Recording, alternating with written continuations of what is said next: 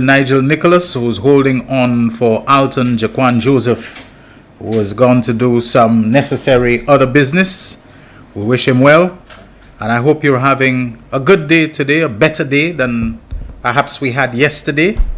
I see the sun is out and things seem to have, if we weren't going to violate some copyright of the song, I would have asked Nigel to call up R. Kelly's Storm is Over, but we're going to get flagged for that, I'm sure, on the Facebook Live, and then it's going to be a problem. Or maybe Johnny Nash's much older song, I Can See Clearly Now. You know that song, Nigel? You must have. I can see clearly now, the rain has gone. The late Johnny Nash. But anyway, folks, I think it's a much better day. And I hope that it has started better for you. The all clear was given for the general public at 5 o'clock this morning. The all clear for the utility companies was given at 8 o'clock last night, so they could get out and start doing their assessments and whatever clearance, that they could get done. And we do know that the clearance is also for businesses and the public sector. The government offices and ministries for them to be open today as usual. The banks have opened, but I think they needed a little more time to get things prepared and arranged and so on. So they announced that they would be opening at 10 o'clock this morning. Now I'm not sure if they will go extra or if they will stop at their usual 2 o'clock. If it's a 10 to 2, or maybe if they will, in lieu of the late start, decide that they will go 10 to 4. I don't know. Is that? All right. So Nigel is going to check that, but we do know tremendous efforts underway to bring the country back to normal. Schools remain closed today, but will reopen tomorrow.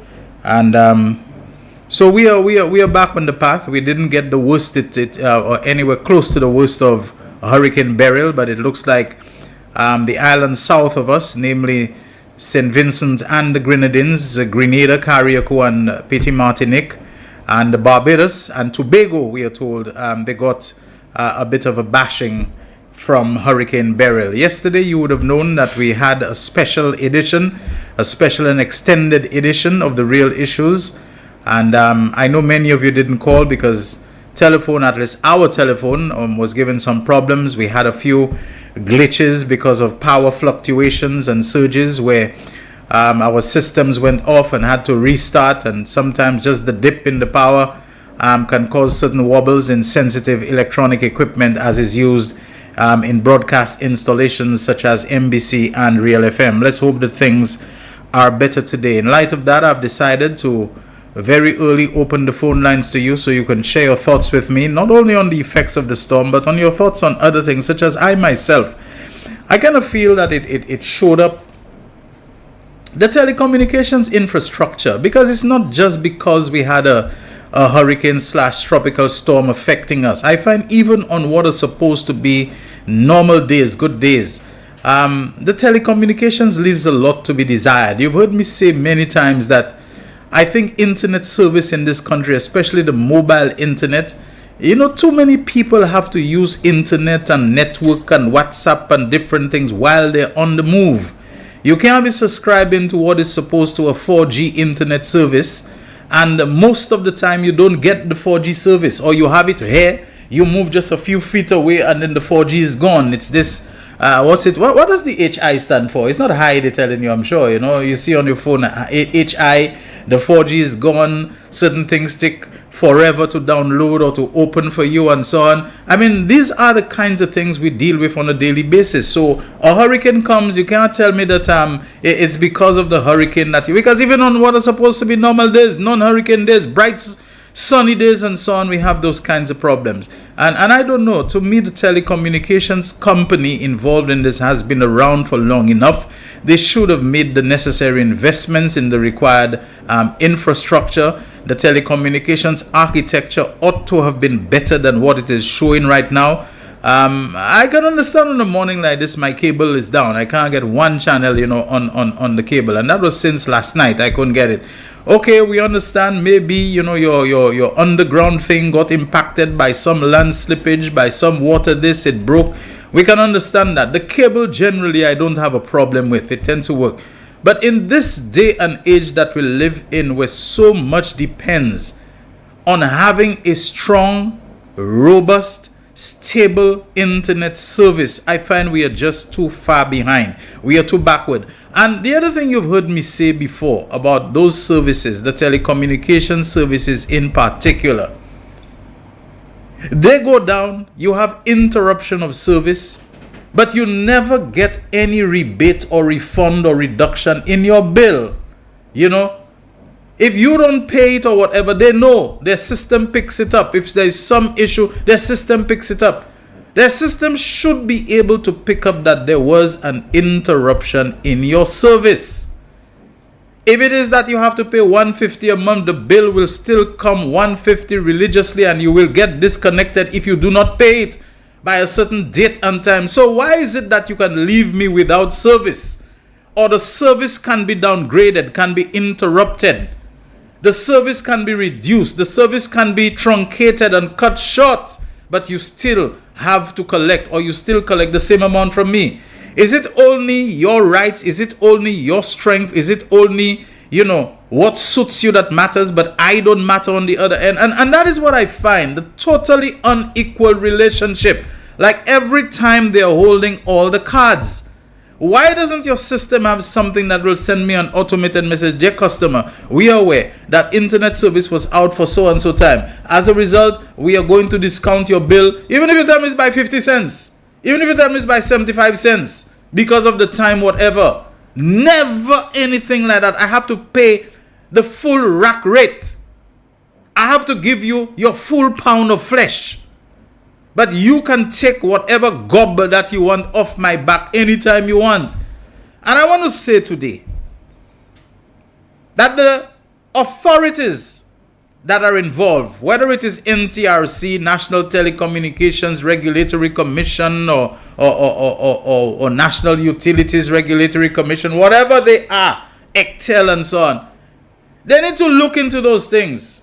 They cannot be only concerned with the matters of rates and rate increases, and when applications are made for rate increases. I think they're doing a good job in that regard. But I think they need to look into finer matters of service provision, of the quality of service, of the justice that is involved in the service.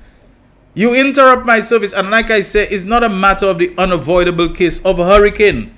This thing happens all the time to me. Service goes down, whatever, or service gets into. How can a little country like St. Lucia, you providing me with mobile internet service, which is supposed to be 4G, which by now is old technology, 4G is pretty much becoming old, antiquated. There is resistance in many countries such as ours because of ignorance about 5G. 5G being, there was a time it was 5G that was causing the thing, and they lying to you, telling you it's COVID, and no such thing as as COVID is the 5G signal that's doing something to our body.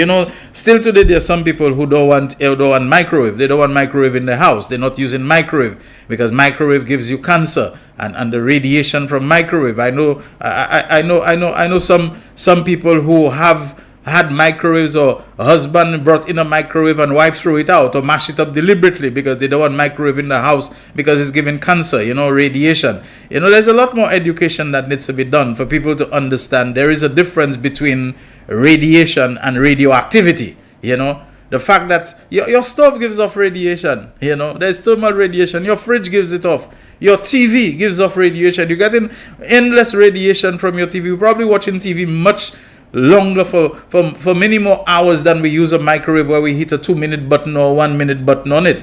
But we have this thing about confusing radiation. We get radiation from rocks about the place, and boulders and so on. They have their own radiation. You walking in the road, the wires, the electricity, high tension, and the telephone cables and all of these things. They're giving off radiation. You're getting bombarded with radiation. Radiation is not in the spectrum where it is harmful to you, where it will harm you, where it will do things to you. But you got radiation from your vehicle.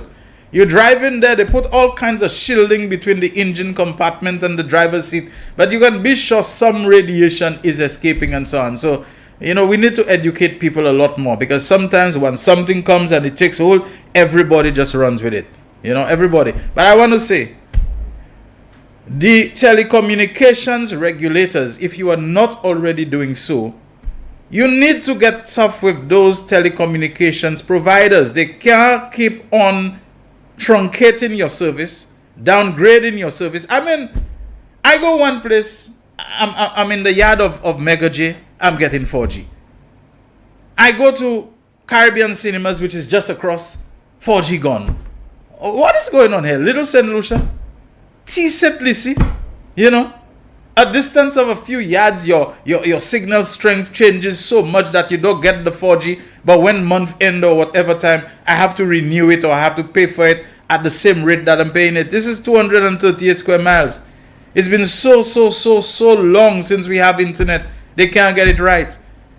Certain telecommunications companies, their basic character doesn't seem to have changed over many years. They're the same people that we knew, that we protested against, that we did everything to break the grip that they had. We have to change things like that, you know. We have to treat the people more seriously and with greater respect. That being said, folks, I promise you that I'm going to open the phone lines. I hope your phones and your issues and so on are going okay, that you've had a good recovery. I wasn't without water at all, but I can't tell you whether the water I was getting, whether it was from what was stored in the tank or whether it was from the pipe. You know, this morning I washed clothes, because clothes that I had washed I didn't dare to put out because of the, you know, the weather conditions and so on.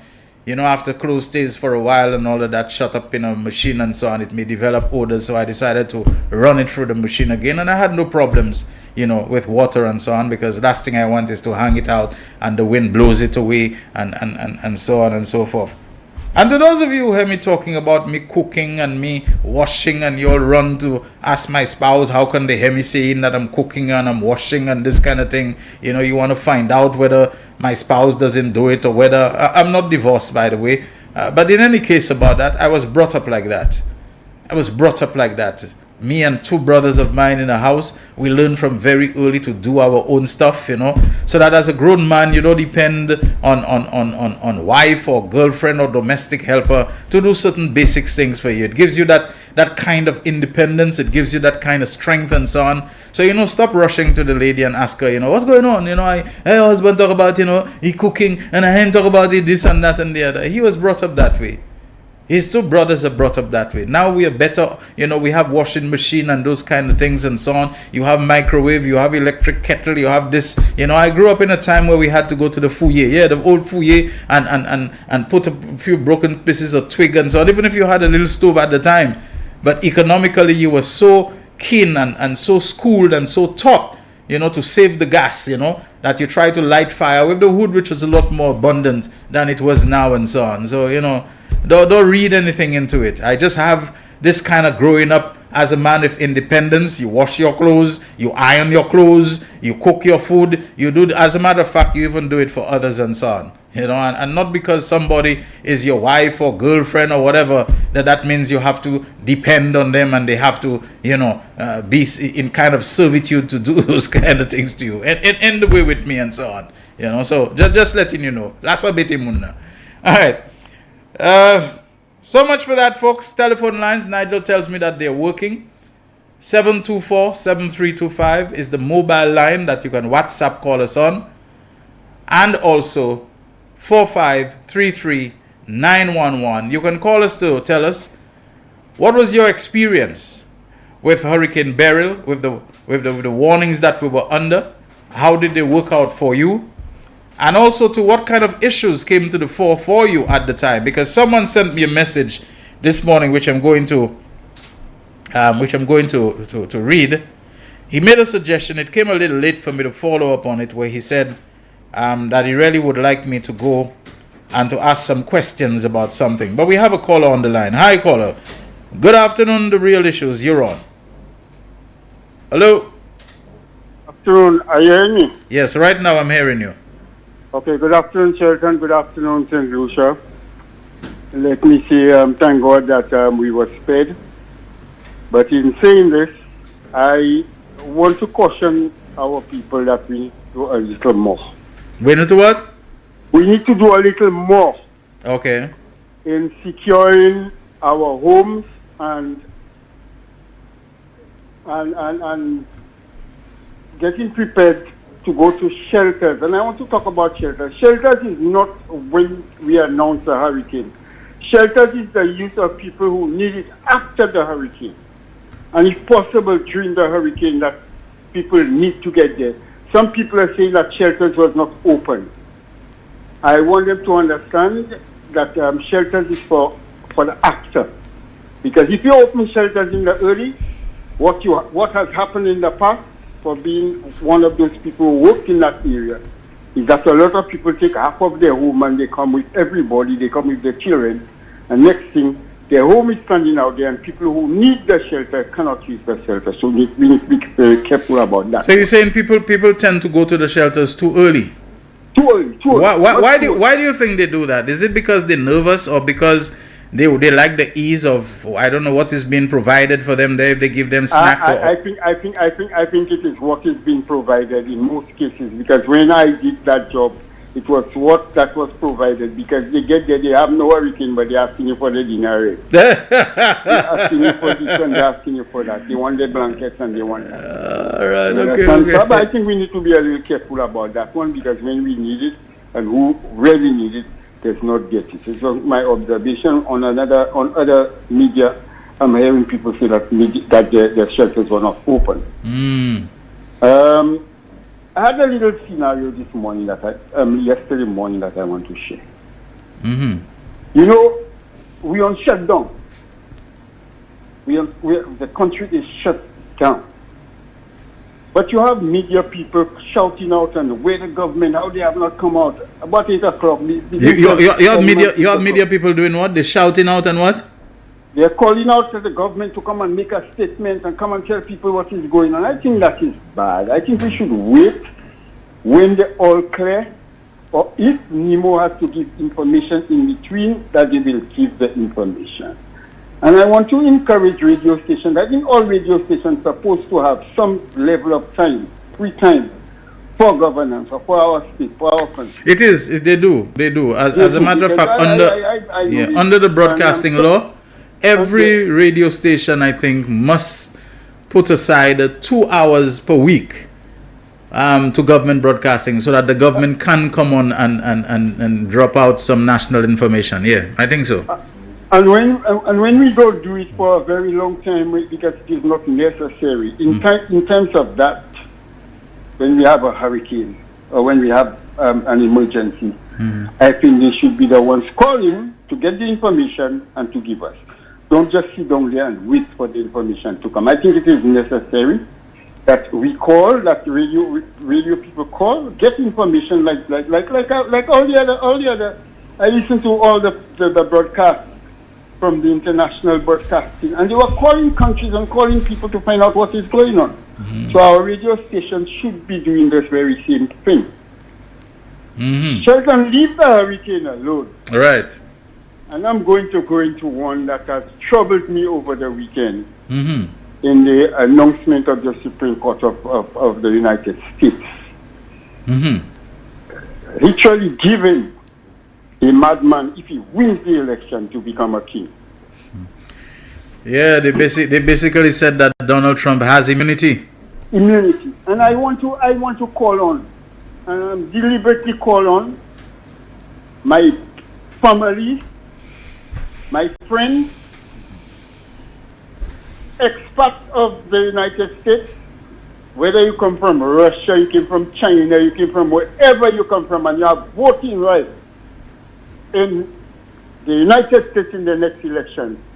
Save me, save the Caribbean, save the world. Do not vote for Trump. I am campaigning openly right now. Those who are hearing up in the United States, our friends and those who are on the chat, I'm telling you to spread the news, to save the world of destruction, because Trump, just like I treat our Trump here, has not been politically educated and not politically politically sensitive. I say that Donald Trump, is not politically sensitive and is not politically fit to rule the rest of the world. So please, I send out my advice, take it, digest it, and think of saving our souls. My brother, have a blessed afternoon. Thanks, you as well. You know, I had said that I would save my comments on the U.S. political situation for later, in the week. But we're due for a commercial break. Let's take it when we come back. I definitely have to make some comments on that whole situation, including the one of Trump seeming to be unstoppable. The voice. Your hero is back. Raw facts, no fluff. Shelton Daniel is here to deal with the issues. Real issues. 12:30 p.m. to 2 p.m. Monday to Friday on Real FM.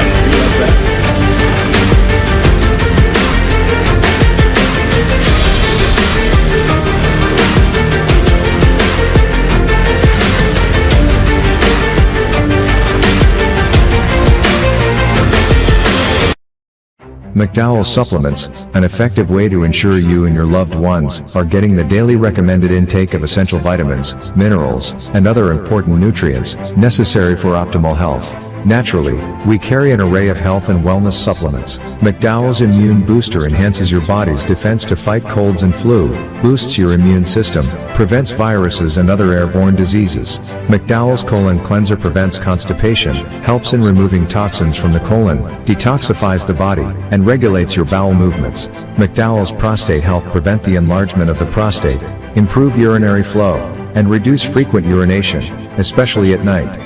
Moringa oleifera capsules are rich in minerals like calcium, potassium, zinc, magnesium, iron, and copper, vitamins like beta-carotene of vitamin A, vitamin B such as folic acid, vitamin C, D, and E.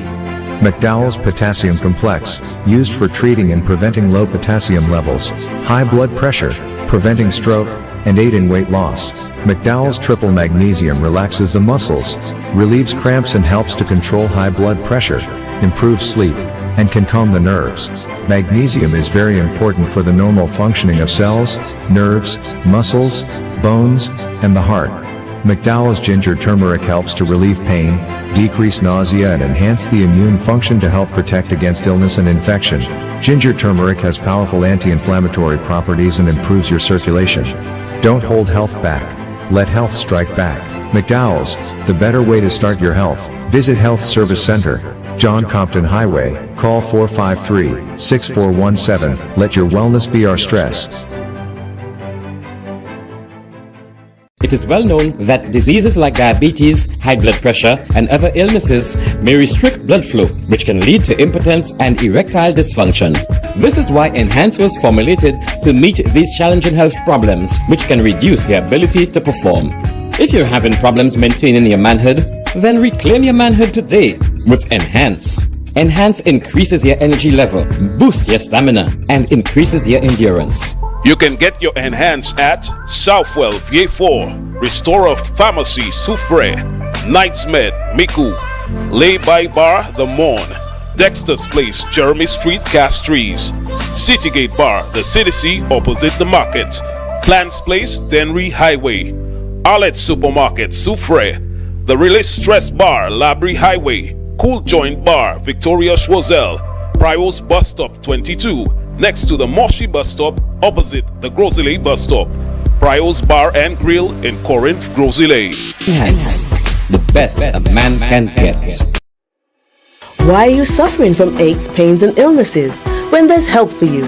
At Health Service Center, we offer a wide range of treatment that has been scientifically proven to help you with your aches, pains and illnesses. Our ICT machine is one of the most effective devices in the health field.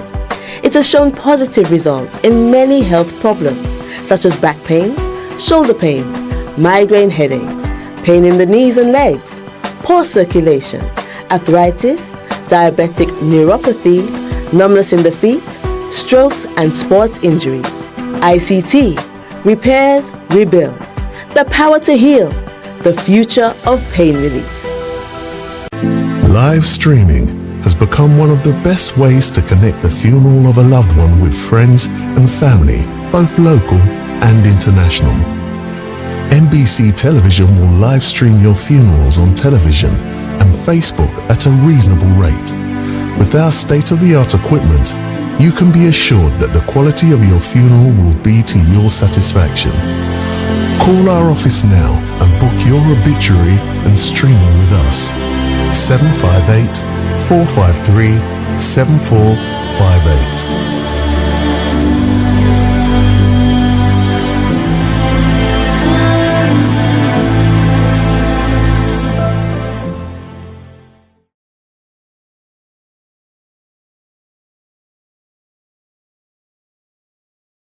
The man, the voice. Your hero is back. Raw facts, no fluff. Shelton Daniel is here to deal with the issues. 12:30 p.m. to 2 p.m. Monday to Friday on Real FM.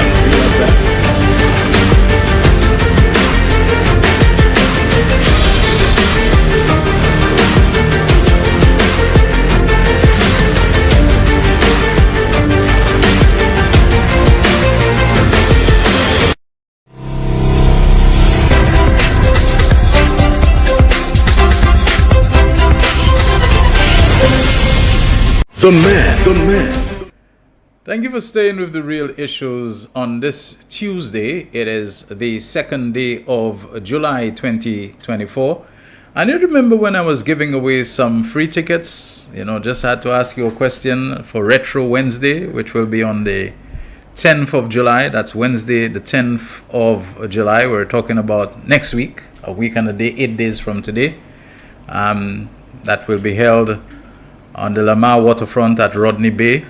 More information will be forthcoming about it, but it will be featuring as the star guests Super Blue and Ronnie McIntosh, as well as our own Monster, Her Black, Invader, Ashanti, and TC Brown.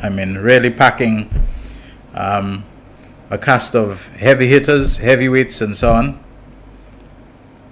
And one of the questions I asked was about elections. How many elections have we had since independence, and what was the first post-independence election? We've actually had 10 elections, 10 general elections since independence. 10 have been won by the St. Lucia Labour Party, and 10 have been won, I think, by the United Workers' Party. All right, so it's 45 years. We marked the 45th anniversary of independence. And the very first one, post-independence, was on July the 2nd, 1979. All right, so today really is the 45th anniversary of the first post-independence general election in St. Lucia, which was won 12-5 by the St. Lucia Labour Party, led at the time by the late Alan Louisi, not Allen, this one was Alan, a former judge hailing from Labrie. He was the leader of the St. Lucia Labour Party, and he became Prime Minister. Many people who remember that and who are ardent supporters of the Labour Party, they prefer not to talk about it, because it really was a tragedy, a political tragedy, that the St. Lucia Labour Party did not last its full 5-year term.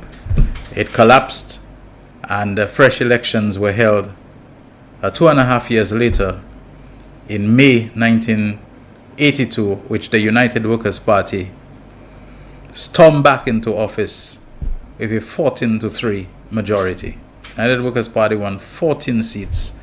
The St. Lucia Labour Party won 2, and the newly formed Progressive Labour Party, PLP, of George Odlum, who had broken away from the Labour Party, won just 1 seat, and that was George Odlum's brother, John Odlum, who won the Castries South seat, talking about Cicero and all of that. George Odlum himself lost his seat.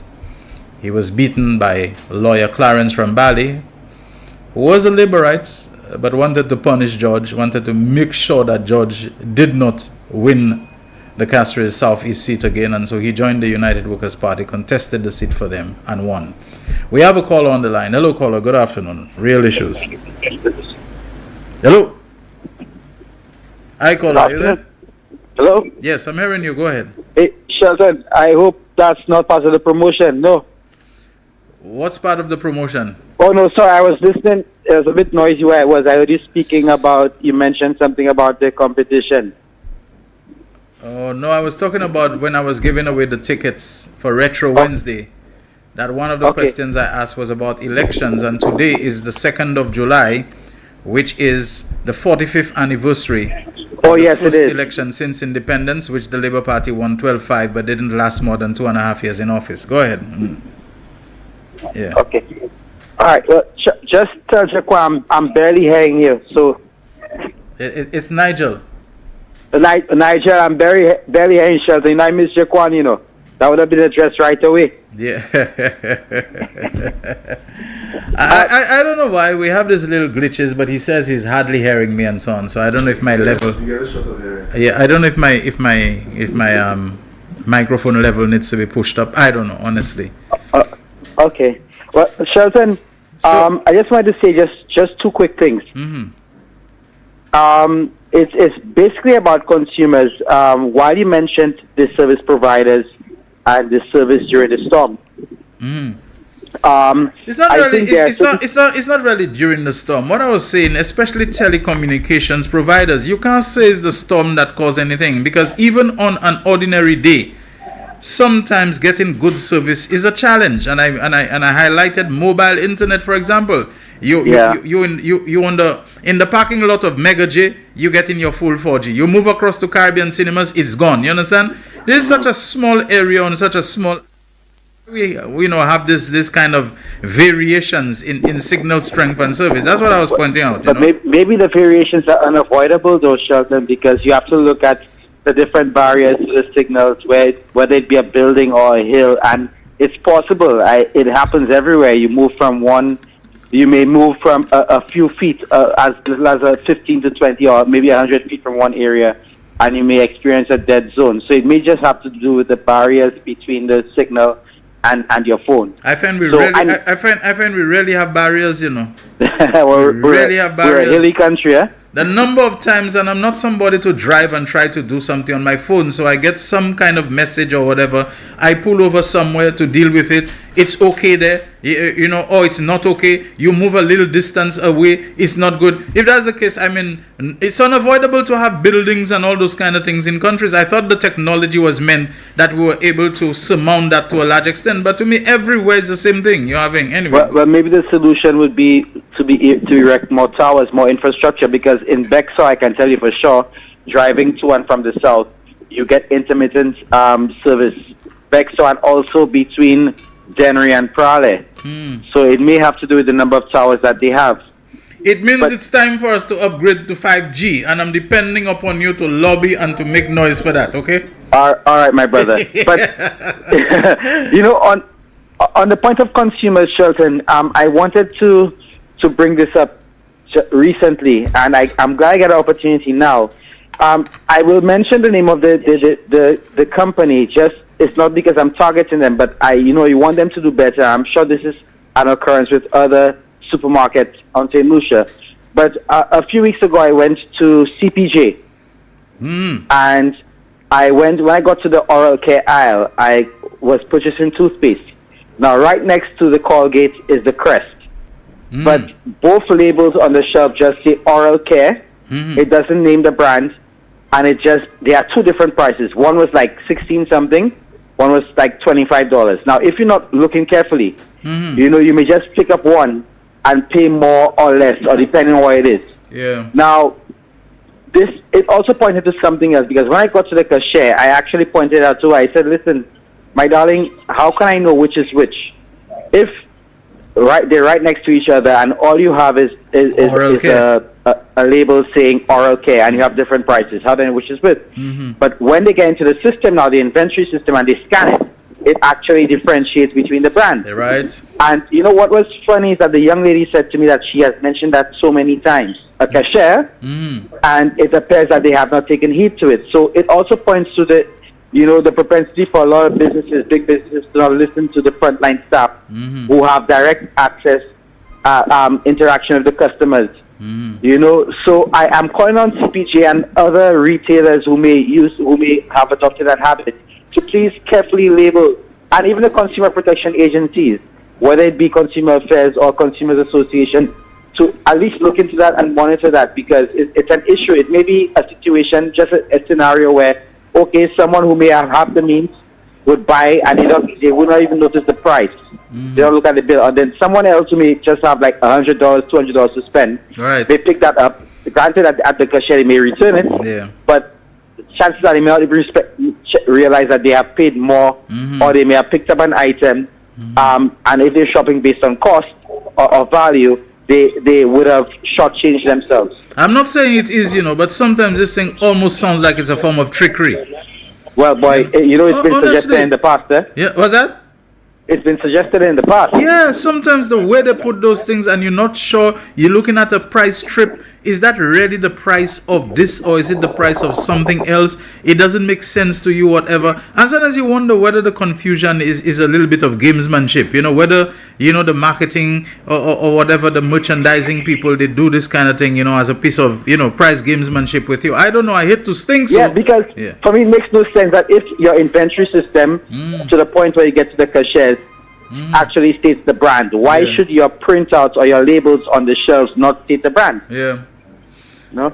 Anyway, Shelton, it appears that things have been, relatively fine compared to our other neighbors in the OECS. Yes. I feel for them. I have a lot of friends and colleagues in the southern parts of the OECS, Grenada, St. Vincent especially.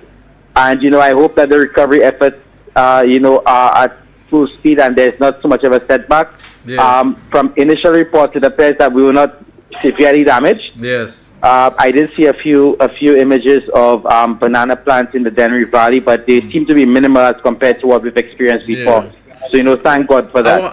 Our more southerly neighbors, they took a much worse hit than we did. Oh, yes. St. Vincent, the Grenadine Islands, Union Island, Bequia, those kind of Union places. Island in particular. Grenada, Carriacou, and Tobago, I'm told, got a bit of a bang as well.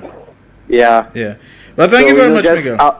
Our thoughts and prayers and strength to them. Certainly. Shelton, have a good afternoon, and to you and your viewers and listeners. All right, thank you very much. And we are a single economy now, aren't we? We are an OECS single economy. So when we find these kinds of damage occurring in the other countries of the Eastern Caribbean Currency Union, the OECS single economy and so on, we can be sure that it is not something that will leave us unaffected and so on. So I don't know, who knows, maybe damage in the agricultural sector in the other islands such as St. Vincent and so on might open opportunities for St. Lucians who have skills in that regard to go there to help them to rehabilitate, their farms and other areas where we have some strengths that we develop. Just as, lately I'm seeing there's been a lot of deployment of Antigua and Barbuda Defense Force and police personnel to St. Lucia to help us with the escalated crime situation. Now they are preparing to deploy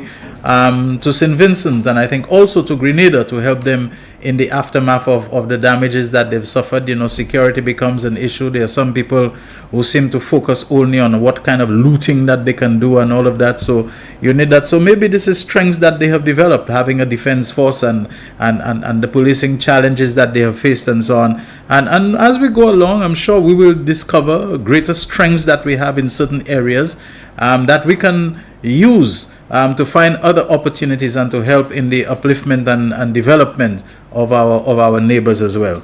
Now, I just have a little slight bit of news for you, but I think is good news if you're having any problems. You normally, for the mobile and WhatsApp calling, you would call 724-7325. For today at least, I don't know if we'll keep it longer term, but for today at least, listen carefully, the mobile number that you should call is 487-9849. Okay? Once again, 758 area code, of course, 487-9849. So scratch 724-7325 for now and use 487-9849. Okay? You can WhatsApp call this number. I think you can direct call it as well as you would any mobile number, is it? Or is it just the WhatsApp calling there? Okay, so for WhatsApp calling, and our studio landline number 4533-911 is working. All right, we tested it. So 4533-911, the landline number, and the WhatsApp mobile number 487-9849. We have a call on the line. Good afternoon, Real Issues. Good afternoon, Shelton. How are you? Hey, I'm doing okay. What's up, my brother? Well, brother, I'm there. How is the weather with you? Well, the weather looks fine today and so on, except for the little thing here and there. I see Simple send me some pictures to show me how his children's playground got some blues, in Grozy Lake. What is it? His children's playground? The children's playground, doesn't he have that? Simple operator. No, Simple have no space. Simple was in Grozy Lake doing something. What's he doing now? What's that? Let me, can I say something, please? Probably Dilexa. No, because okay. Simply, I believe you name la Apweli. Okay. No harm in calling it a simple children's simple playground. You keep it simple. No, it's not a harm, but he had to work for that. Let people make that decision, but not him. But let me go ahead, yeah. Shelton, I have a little problem which I have been watching for a long time. Now this one, it is with insurance. The insurance companies now is taking toll and doing something to the taxi drivers that which I just cannot understand what it is and why they are doing that. Because as if they are driving us to Beachcomber, to Peter and Company, to JQ, all where they are by the airport there, that is where they sell the Maxas and all these players. You know why I'm saying that? Because I believe right now that there is something being done to us which I don't understand. They are now saying to us that any vehicle that is 10 to 13 years old, they will not give us comprehensive policy on it. Now, I am saying when I was involved in this thing deeply, we had already agreed to send somebody up to Japan to make sure the standard of vehicle that is required that we are asking for is what we get. And as you know, Shelton, that the vehicles from Japan, a lot of them have more specs and more variety than what we are buying from these beachcombers and these people. Are you saying to me that if I don't have enough money, dry money in my pocket, to buy a vehicle that is 13 years old, so that I will not be able to insure it because it's only a third party? I will not get a loan for it in the bank because it's only a third party insurance I can get. And the restriction is on the imported used vehicles that you import from Japan, right? Yeah. Right. Now I am saying, Shelton, this is wrong. Because let me tell you why it is wrong. The regulations of the sector, and when it comes to prices, a Sketel and a BMW X5 goes to you vote for the same price. You understand what I'm saying, right? A Sketel, that is them little thing you find by the side of the road. They go to Viewfort, and they go to Viewfort same price with the BMW X5. Now I am saying, taxis in St. Lucia, if you are not by a hotel, especially those that is at Point Seraphin, these taxi drivers, the real income is for 6 months. 6 months mean that is when the cruise season is in thing there. Now after the 6 months, these drivers, they have to go all around the place, trying to get something to do because a little hustle. They have to hustle. It's not the winter tourism season where you have a lot of. I am saying that I want to put this on the table, or else I will have to write to the Ministry of Education, of Tourism, and because they are the one that put all the plates on the market right now. There are too many plates on the market, and people get nothing to do. Right now, you cannot push me to go and buy a Toyota for $210,000. Let's get duty free for it. I get about 165, 170, and I have to pay the insurance at the market price. And Shelton, it is just not working for the drivers. But let me ask you, Nobby, has it ever been explained to you, to the taxi drivers and others, why the insurance companies are taking that position on used vehicles that have been imported from Japan, even though they look better when you look at them, they look, real slick and nice, as opposed to the local second hands or used, as we want to call it, and so on. Have they ever explained? Because I'm understanding what they're saying is that yes, a vehicle you import it from Japan, it comes. You look at it, it looking proper. It looking like it's almost new, like it may have just come off the factory. But at the same time, you do not have reliable records of that vehicle. What is the history of that vehicle? Accidents, its service records. When was it serviced? Has it been serviced? When did it get an oil change? And so you go and you insure that vehicle, and it's trouble you're asking for. You're going to bleed money out of it. But Sheldon, is that true? Is that true? No. That is bad nonsense. And this is a very, very weak way. As soon as the vehicle comes from Japan, on a taxi driver or the vehicle from Japan, the first thing we do when the vehicle lands in St. Lucia is to change oil, change transmission fluid, give the general service, look at brakes, look at everything. So this is not something that you can... What the insurance have been saying to me is that there are more accidents on the road, and then the accidents right now there, that is why they are, the premium is going up. I mean, before you should have a third-party insurance, you are paying about $600-700. This year you're paying $1,000. So this is not that cheap as you think. But what I am saying is that what they're saying there is beyond nonsense to what is happening. What is happening is that they are working with the real Toyota, the JQs, the Mario Reds companies, that they can squeeze us. Because even getting a vehicle now from Japan to St. Lucia, like a van, it will cost something about 8 to 9 months. And then we'll have to put it in a container, because there is no way on the boat for us to get the boat to bring it down there.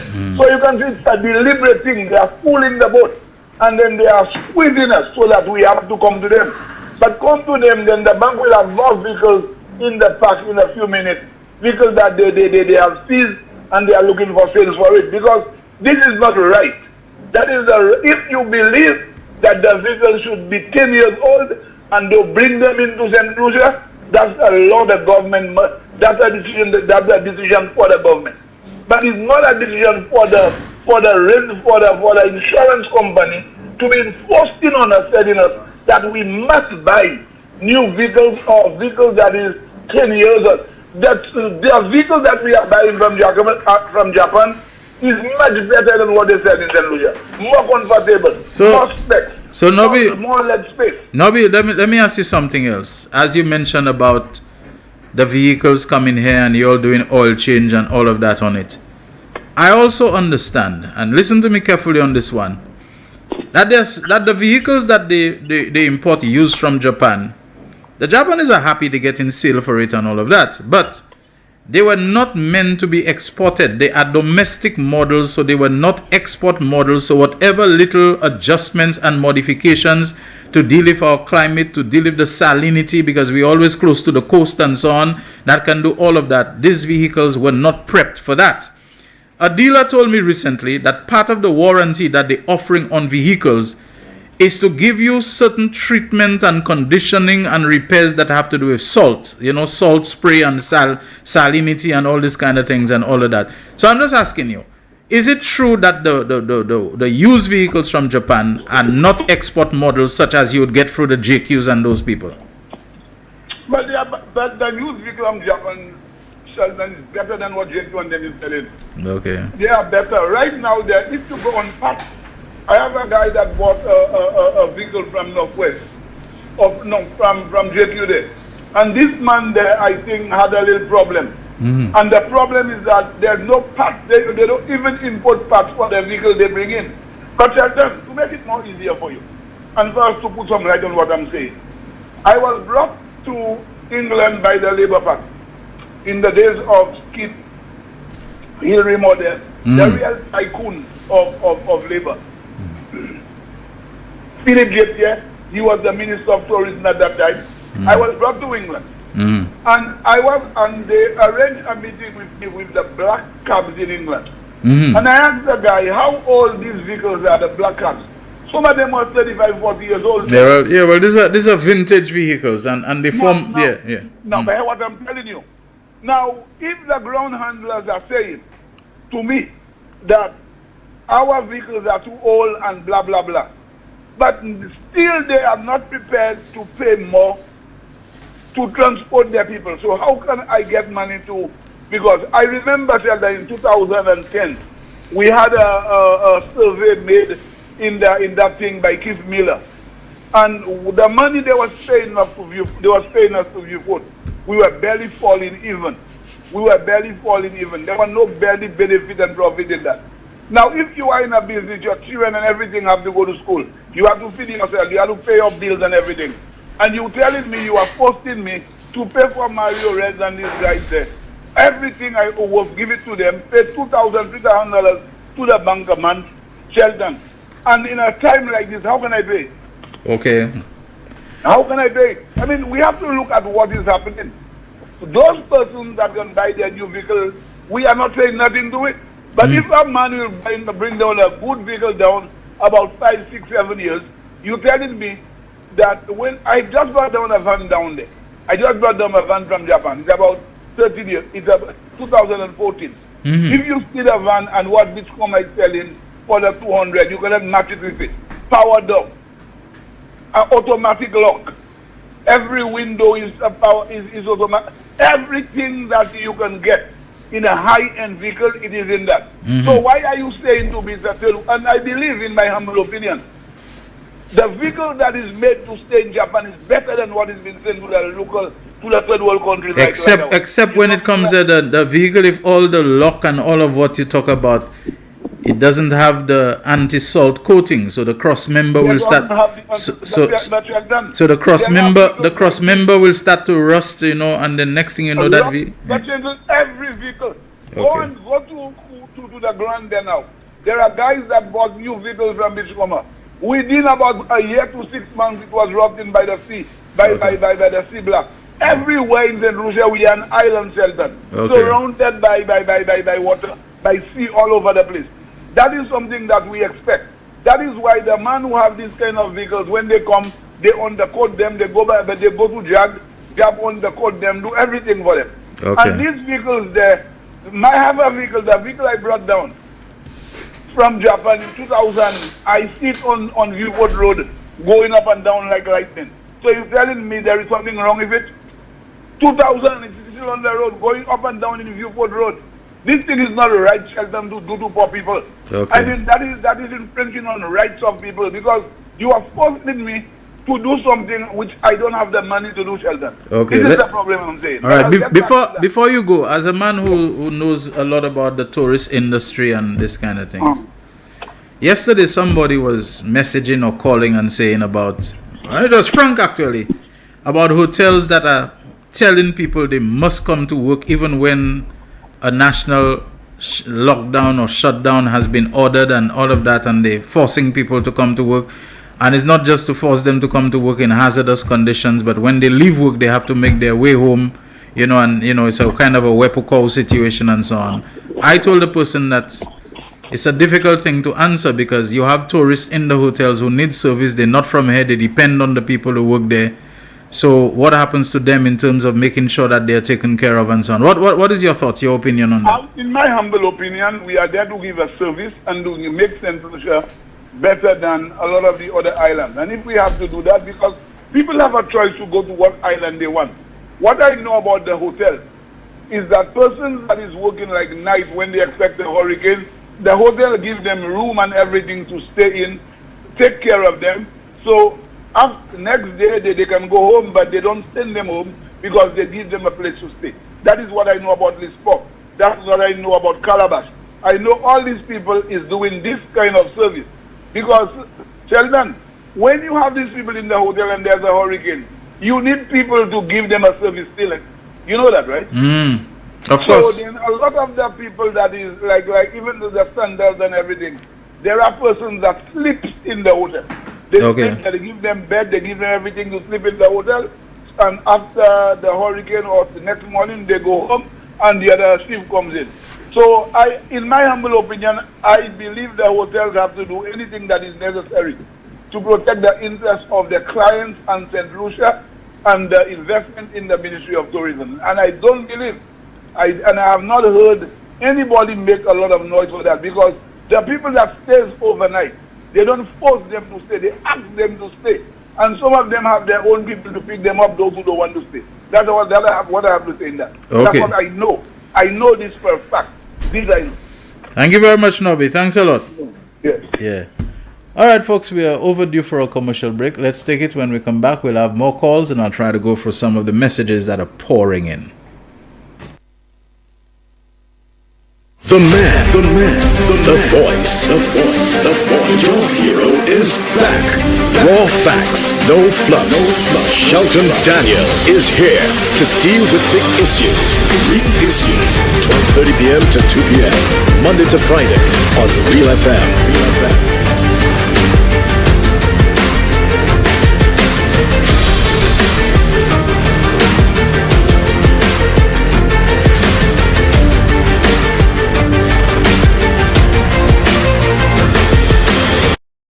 McDowell's Supplements, an effective way to ensure you and your loved ones are getting the daily recommended intake of essential vitamins, minerals, and other important nutrients necessary for optimal health. Naturally, we carry an array of health and wellness supplements. McDowell's Immune Booster enhances your body's defense to fight colds and flu, boosts your immune system, prevents viruses and other airborne diseases.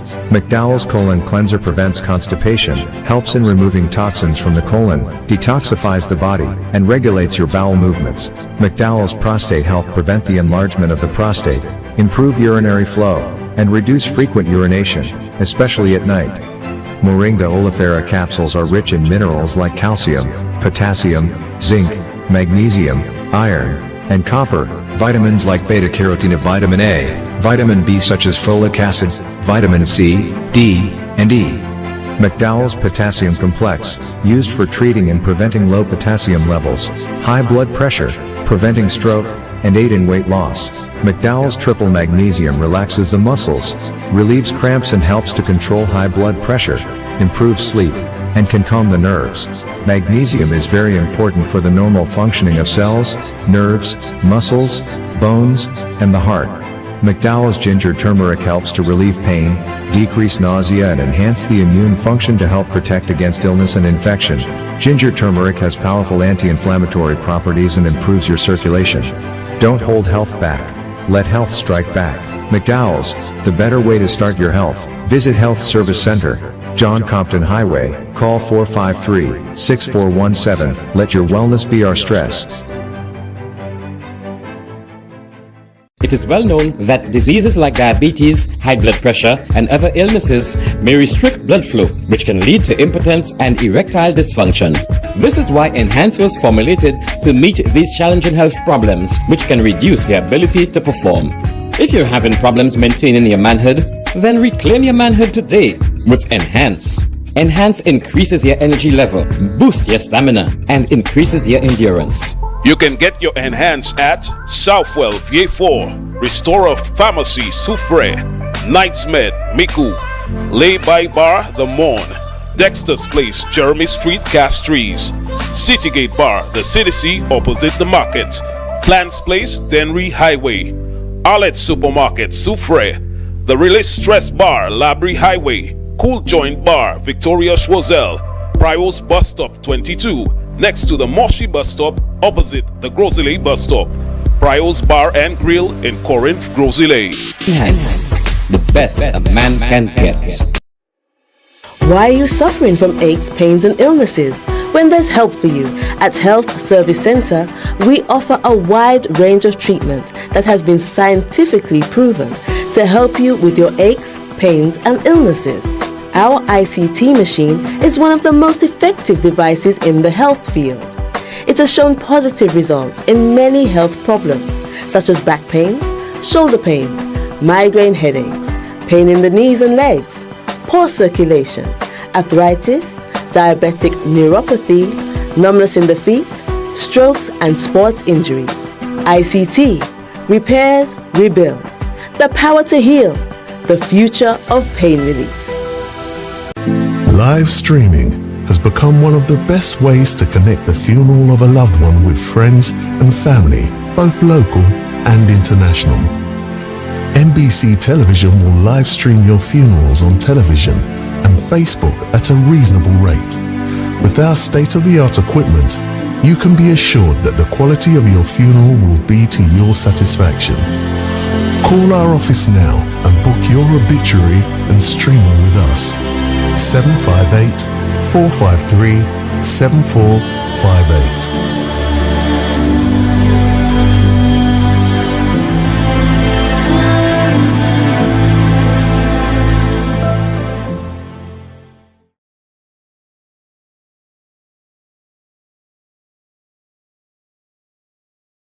The man, the voice. Your hero is back. Raw facts, no fluff. Shelton Daniel is here to deal with the issues. 12:30 p.m. to 2 p.m. Monday to Friday on Real FM.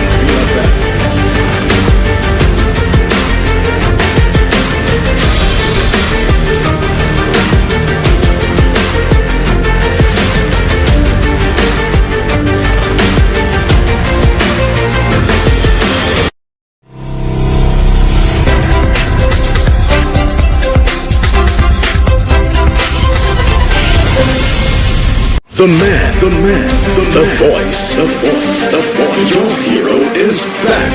Raw facts, no fluff. Shelton Daniel is here to deal with the issues. 12:30 p.m. to 2 p.m. Monday to Friday on Real FM.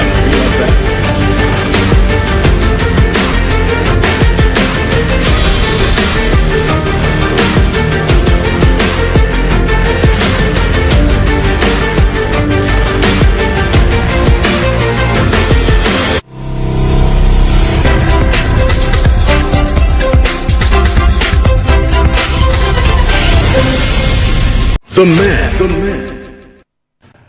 Thank you so much, everyone, for staying with The Real Issues on this Tuesday, the 2nd of July, 2024. We're trying to get on the line right now Honorable Joachim Henry, the elected Member of Parliament for the constituency of Castries South East, and is also the Minister for Equity, Social Justice and Empowerment. Mr. Minister, good afternoon to you, and you are live on air on The Real Issues with Shelton Daniel. Hi, good afternoon, Sheldon. How are you? I'm doing okay, Mr. Minister, and how about you? Good enough. Good enough. Yes. How is the constituency, especially in the aftermath of Beryl? Yes. Well, of course, we all know the geography and of Castries South is in terms of hills and valleys. And of course we have so many rivers or water courses that contribute to the cul-de-sac bay, and they're all making their route down to the bay through a lot of the main area being the Bexo area, and so of course we have that major flooding, the potential, the risk of flooding across many households and across many sublets, many areas, and that is one of the scary thing about when a hurricane is approaching, the concern that we have for our people. So this time around there was a lot of concern for me personally, and having the experience of the aftermath of Hurricane Maria in Dominican, going around seeing Category 4 was approaching was a major concern, but of course it got downgraded in terms of the effects of the storm, and Castries South did not receive that amount of water to have contributed to the problem that we could have had in the event of a Category 4. However, even last night I was on the ground to desail or to remove debris in one of the main rivers, and that is in fact I removed 2 refrigerators. So 2 refrigerators from that river, together with a lot of bamboo pieces. In fact, that means that persons who are constructing their homes on pillars and are cutting bamboos to use as props to support the slab, somehow or the other you find that in the river, and that underwater actually would actually create a barrier and allow the water to swell and flood the entire area. So there is not the silt in the river that's causing the major flooding, but it's actually ugly practices by persons leaving things on the banks of the river that the water would take and create damage. So last evening, with a major flooding in Cronglands, I had a machine to remove a major blockage that was all set. If we had more rain, so of course that in fact the flooding started. But the other issue is the condition house, the poor housing stock in the constituency throughout.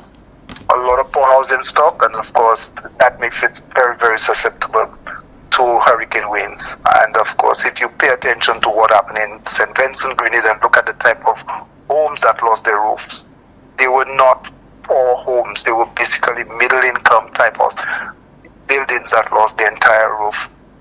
So also would be the basic plywood structure.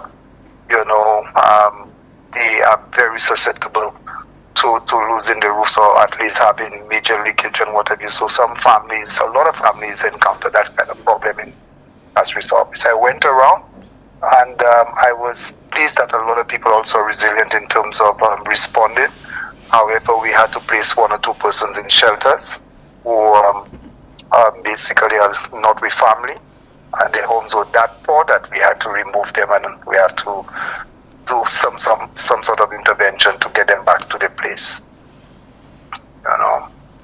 Basically, I think that it could have been worse, and I thank God that we were spared. And of course, and we have some work to do, but not as much as it could have been. Okay.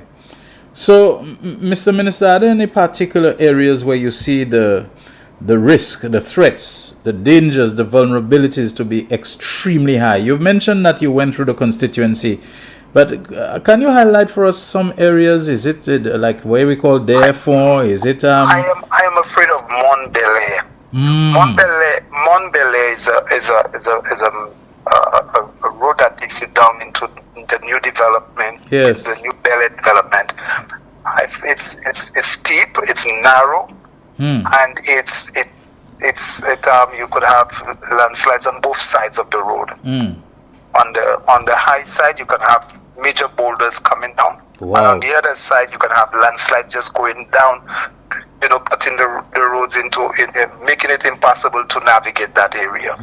So I am afraid of this. I see Goodlands as an area of that the nature of the soil, if you have heavy rainfall, without the necessary intercepting drains, and it could be such a large investment that can cause major landslide if you have a lot of rainfalls in Goodlands.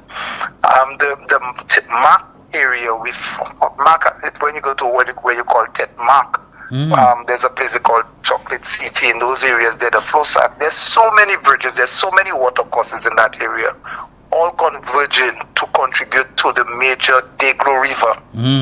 That area is one where we need to revisit how we manage the river in that area and some of the changes that has been made. There's some practices that concerns me in terms of how persons, in terms of some people cannot have a big farm upstream, and lower downstream you find persons living on the banks of the river and using the water. There's some practices that I've encountered. I think it's not healthy and that can lead to problems. But it has to do with persons being aware and willing to change their practices. People must take responsibility for some of the things that they do. I see persons using the river water to clean their yard after the water has subsided. But when I see upstream, there are pickle trees so I see practices that I am concerned about. I have expressed it to some of those persons, and we need to do better. Some of these things have been going on for a very, very long time. But we cannot continue to do these things in light of the challenges that we are seeing with climate change, and having category 5 hurricane in the south of the Caribbean, early in June is a major wake-up call. Right. And I think we should revisit. I will do everything that I can in terms of speaking and advocating for some of the changes that I think that is needed. The acquisition banks of the river, I think somehow or the other in time past, persons may have sold land to include the banks of the river. It's difficult to manage the river and the silting if you cannot access rivers comfortably. Don't all rivers shouldn't all rivers according to law have what you call is it a riparian? What's the word? The riparian rights. Yeah, riparian rights. Yes. Yes. There is supposed to be and ought to remain similar to the Queen's Chain and the high water mark. The river is supposed to have its space, but I do not know what has happened over the years with I have not surveyed land as a land surveyor, but surveys seem to have incorporated banks of river into person's land, the size of land that they occupy, and I think it has compromised managing our rivers and has contributed to our to problems we have today, based on practices. So yes, we have these issues, but we're able to be a resilient people and respond accordingly when there's a disaster. And of course, always with the mercies of God. That's why today we have sunshine, and we can not even sing maybe for too long because we hear there's some things coming on the way, but we can use our Kelly song and say the storm is over, particularly Beryl as a storm. Yeah, okay. All right, Mr. Minister, thank you so very much for reaching out to give us that update on the Castries Southeast constituency. And I wish you all, the best in terms of climbing out of it and then moving forward. Let's hope that the subsequent perils will be minimal and that you yourself will continue to remain strong, to provide the kind of representation and leadership that I'm sure the constituency needs and appreciates. Thank you so much. Thank you. Okay. That was Honorable Joachim Henry, the Minister for Equity, Social Justice and Empowerment, and the elected Member of Parliament for the constituency of Castries Southeast, speaking with us there by telephone in the aftermath of the impact that came from the weather events associated with Hurricane Beryl for much of yesterday. All right, we continue taking your calls. Don't forget I told you that the landline is open to you, 4533-911, and that you can also reach us on the mobile number 487-9849. Today we're not using 724-7325. It's 487-9849 that you can reach us on. Folks, let's see, I got some messages coming in there. One from Miguel, he says, Joachim is very right. The Mark Bridge is a prime example. The cut bamboo creates a wall along the bridge, disallowing the free flow of water under the bridge. The individuals along the river are guilty of cutting the bamboo and throwing the unwanted pieces either along the riverbank or into the river. The WRMA, and I think it means the Water Resources Management Authority, needs to focus on those activities. Honorable Joachim Henry spoke about the bamboo that people cut and they drop in the water. And I'm wondering, you cut bamboo. What does the bamboo need to be thrown into the river for? Bamboo is something, I don't know, are there too many restrictions on burning? To me, you can burn that. You can, you can put it away, stack it up somewhere else and so on. I don't know. Dayglow is not very far, and besides, we need to be disposing of bamboo at Dayglow and so on. I'm just wondering, bamboo is a biodegradable, biological thing that will I don't know. To me, why do you need to be throwing bamboo into a river for? But people throw all kinds of things into a river. Once there's a river nearby, people have a dog that dies. They don't know about burying the dog. It's in the river. They're going to throw it. People have a septic tank. Suddenly they buy a river. It's not no soak away or whatever anymore. It's in the river. They're going to discharge it. People have a pig pen or something. All of a sudden they can't shovel this and stack it where it will degrade and give you manure, whatever it is and so on. It's in the river. Everything is in the river.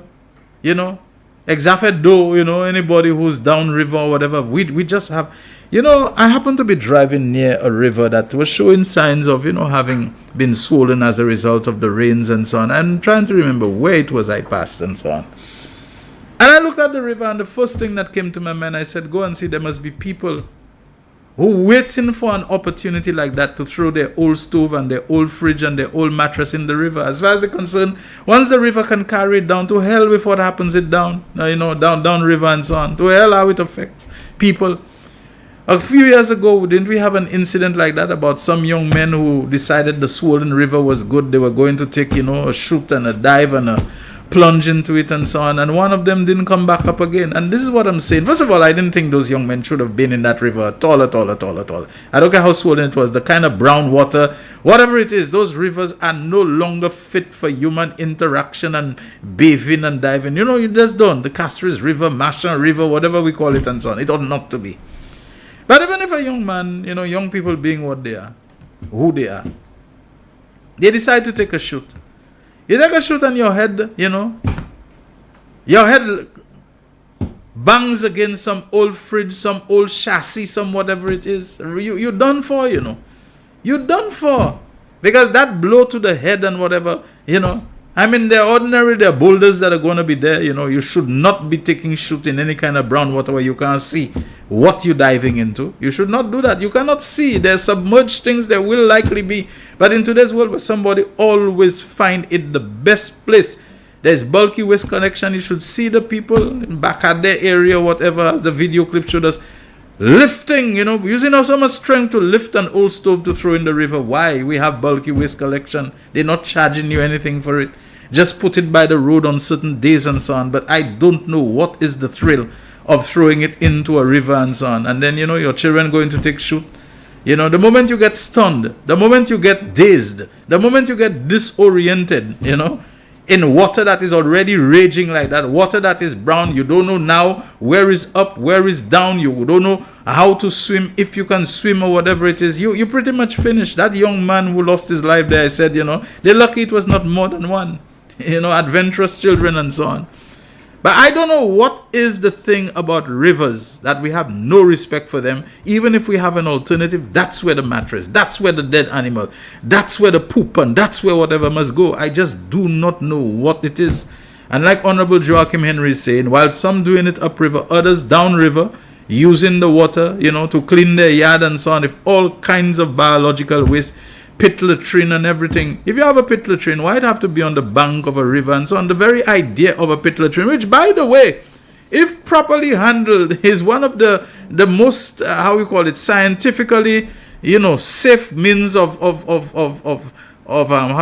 feces disposal and so on. The biological action, of bacteria and worms and whatever and the earth. And there was a time I think people used to go and take the waste from herbivores and so on, kakabuik and so on, to put in it, which really is the forerunner to what we call the Redex and all these things that we put in septic tanks to accelerate biological action and so on. And so properly managed and handled, it was not such a health hazard as it may seem now to us who are more modern with our flush toilet and this kind of thing. Because even the flush toilet, if it is not properly constructed, it's not properly managed, etc., we're going to have a lot of problems with it. And this is why I say it can't be we live in a St. Lucia where the last time any major investment was made, in sewage plant and this kind of thing was at Rodney Bay, which we're going to say is because it's a place for the bourgeoisie and the white people and the people who come on the yachts and so on. I'm not saying necessarily, I'm not saying it doesn't deserve, it's not serving a good purpose. But there comes a time where we now have to move and try to think of major sewage treatment plants in other parts of St. Lucia and the Castries Basin to serve Castries itself, to serve Marcia, to serve Georgeville, to serve Leslieland, to serve all those areas. We need to seriously think of it. I know it's going to take a lot of money. It took a lot of money for the Rodney Bay plant also. But the same way we go out and we negotiate with Saudis and this kind of people, we need to bring them down to see what we are facing, the hazards. Because if not, this thing at some point is going to so seriously impact not just locals but our tourism industry, so that the attractions that we have that pull visitors, our lovely beaches and so on, we may reach a point where we gotta pay the devil. We may reach a point where things just ain't gonna be clicking for us anymore. We have to do something about it while we can. Anyway, let's see, there was another interesting message that Miguel says, of self-composting toilets and so on. Whatever it is,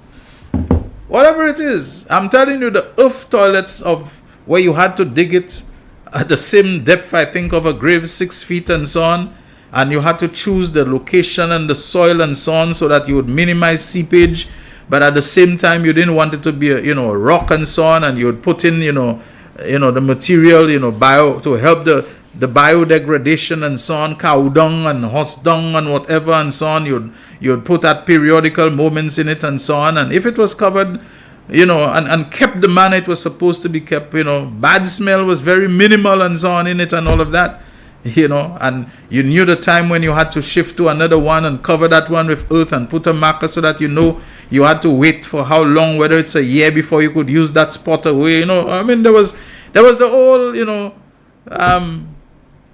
traditional, primitive, but very how we can say on point science about it and so on. I'm not saying we should go pit toilets and so on, but in St. Lucia we need to. Anyway. Shelton, I hope that all is well on your side. Well, the things that matter, thank you very much. Shelton, nothing is safe in the river in the Baka there anymore. No children are bathing there. Imagine that river is some people's septic tank and soak away, I think. She says suck away, but it's soak away. Alright? So, I don't think anybody does. I think the young man who perished was higher up. I'm not exactly sure. But to me, in those rivers around, no children, nobody should be bathing and taking shoot in them, whatever. Nobody, some people septic tank and soak away, people just discharge waste. And I think some kind of survey needs to be done of who are the people who live alongside and they're using the river as they soak away and flushing waste directly into it and so on. Because where is it going to? In the Castries Harbor, which has already been declared a place unfit for bathing. But what are the health hazards and so on, including to fishermen who have to push out of their canoes into the same near shore, water, this absolute putrid mess and all of that, So we have to look at those things and the bulky waste that people are throwing in the river. What for? What fun is there in that? I think I saw a video clip and it had some expletives in it about some guys who were wading about in the sea surge in a cemetery. Some cemetery apparently that a lot of our cemeteries are on the coast, they're in low areas and so on. A lot of them, not all of them. And so the sea surged in and so on, and the cemetery was flooded. You could see the little crosses and the little, headstones and tombstones and low down and so on. And I wonder, what are those guys doing wading in the water there? What are they looking for? First of all, it's disrespectful. That is a burial place. That's a resting place. That's a place where, you should have a little bit of regard for it and so on. What are they doing there wading about in those places? And these are the times when I think the authorities need to step up and be a bit robust, about those things and so on. If I could find that clip, I probably would ask Jaquan to play it and maybe, just suppress the audio in it and so on so that it doesn't come through. But I don't think I'll be able to find it right now and so on. So let me see if I can get another of the messages. But we're already up to the time already. Wow, the time really runs fast. How did it go so quickly today? So folks, you know how it goes with the lotto and all of that. Not sure if we're going to have it today. But it looks like I have to run right now. Thank you very much for your time. And God willing, we'll do it again tomorrow, Wednesday.